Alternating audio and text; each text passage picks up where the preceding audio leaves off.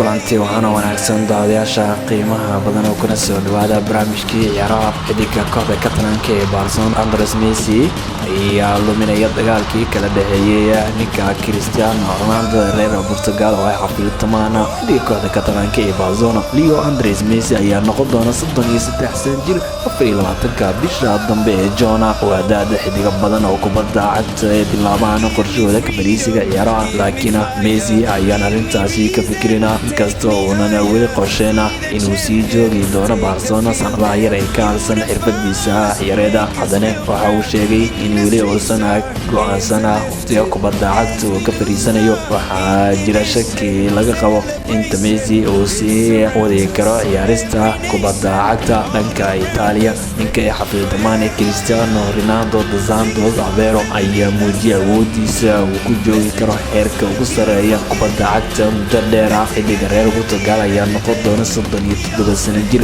marka uu idlaanayo heshiiska kooxda marwada duqda Juventus xagaaga 2022 marka loo eego inuu ku jiro halka ugu sareeya xirfadiisa ciyaareed. Waxaana la sii warin karaa inuu muddo sii wadi karo iyo in kale xiriyaanka reer Portugal ilaa haatan lama garanayo muddada uu Messi heerka ugu sareeya ku sii ciyaari karo, inkasta oo qaab ciyaareedkiisa sanadihii ugu dambeeyay caddeyn u tahay inuu muddo sii badan karo ciyaarista kubadda cagta halkii uu sii joogi lahaa mid ka mid ah kooxaha ugu waaweyn Yurub. xiddiga reer Argentina ayaa go'aansan kara inuu u dhaqaaqo horyaalka dalka Mareykanka ee Major League Soccer MLS. Ugu dambeyn taageero kasta oo kubadda cagta ayaa rajaynaya in Leo Messi uu sii ciyaaro ilaa inta uu ka gaarayo da'da 36 ama 37 sano jir. horyaalka Premier League iyo wararkii ugu dambeeyay dib u bilaabista horyaalka Premier League ayaa war fiican ka soo kordhaya kadib markii ay xiddigaha ogolaadeen in dib loo bilaabo xilli ciyaareedka. maamulka horyaalka ayaa rumaysan inay ka hordigeen cadeymo ku filan in dib loo bilaabo karo horyaalka si loo badbaadiyo kooxaha Watford, Brighton iyo West Ham kuwaas oo walwala ka muujiyay dib u bilaabista horyaalka sababo la xiriira dhanka caafimaadka. laakiin wargeyska Mirror ee laga leeyahay ayaa sheegay kaliya in aynan jirin koox ay ka maqan yihiin waxa ka yar laba xiddiga tababarka kadib labadii wareeg ee baaritaanka xanuunka corona ee lagu sameeyay shaqaalaha iyo ciyaartoyda kooxaha. sidoo kale jirta rajo laga qabo in uu kabtanka Watford oo ku qanci doona soo laabashada kadib shirka maalinta Jimcaha ee qorsheynayaan xiddigaha Premier League. sidoo kalena waxaa xiddigaha loo dhigay cadeymo in aynan xiddigu qaadi doonin xanuunka haddii ay ku soo laabtaan tababarka, taas oo sidoo kale war fiican u ah N'Golo Kante oo qaba xanuunka dhanka wadnaha.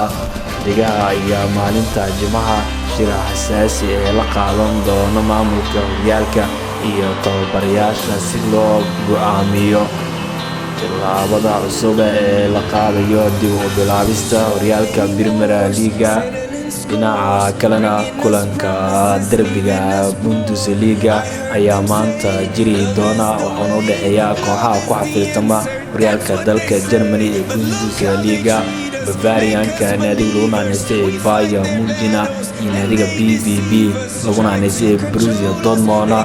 horyaalka Bundesliga ayaa weli noqon doona horyaalka madadaaliya taageerayaasha kubadda cagta ee adduunka, iyaga oo markaan daawan doona kulanka aadka u xiisaha badan ee Dortmund iyo Bayern Munich.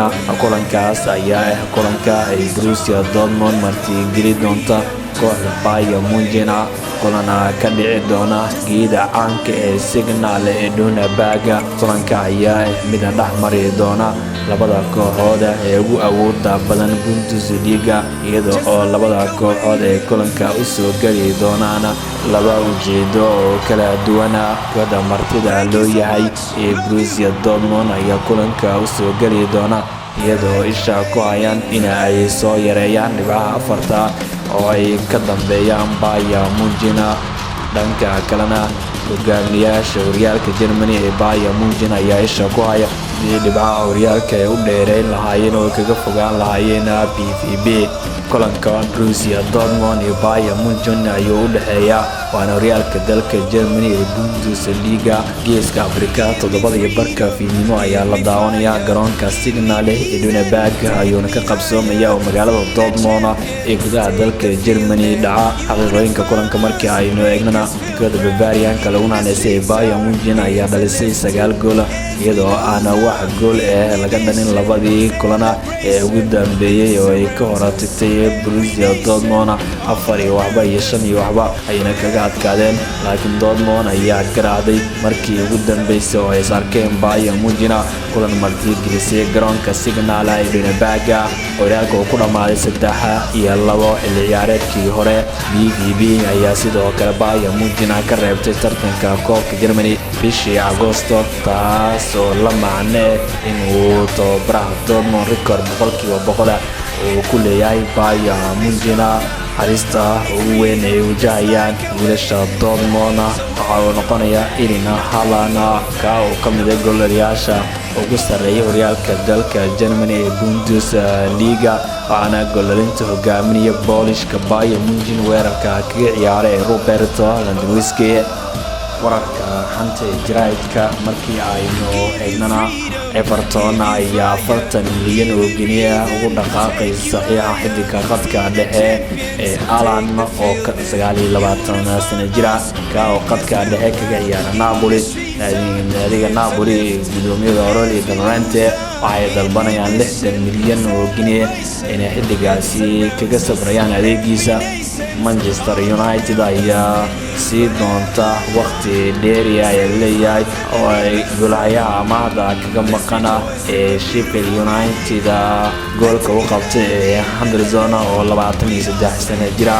inta xilli ciyaareedkan ka dhiman sida heshiiska ku xusan ciyaaryahanka amaahda ku jooga kooxda Bayern Munich ee Philippe Coutinho 27 sano jira ayaa laga yaabaa inuusan mar kale u ciyaarin Bayern Munich kadib markii hogaamiyayaasha Bundesliga ay go'aansadeen inaysan si rasmi ula soo wareegin xiddiga milkiyadiisa Barcelona ee leedahay Lyon xilli Catalan-ka xiddigaasi adeegiisa u bandhigeen kooxaha Premier League Chelsea, Arsenal iyo Tottenham. Sky Sports sida ay baahisay weeraryahanka kooxda Inter Milan iyo xulka Argentina Mauro Icardi oo 27 sano jir ayaa ku sii dhawaanayay inuu si rasmi u biiro Paris Saint-Germain. 54 milyan oo lacagta euraha ayna bixinayaan ayaa la leeyahay in adiga la yiraahdo Paris Saint-Germain. ESPN sida ay baahisay Manchester United ayaa sii doonta leeyahay waqti ciyaaryahanka qadka dhexe ka ciyaara ee Paulo Pogba oo kaga fikiri kara mustaqbalkiisa. ninka reer Faransa ayaa lala xiriirinaya Juventus iyo Real Madrid. gudaha barnaamijkii ciyaaraha daawadayaasha qiimaha badan inta ayaan ku soo gabagabeynayaa. haddii aad nagu cusub tahay page-kan like saara wixii aragtiyana qaybta commentiga.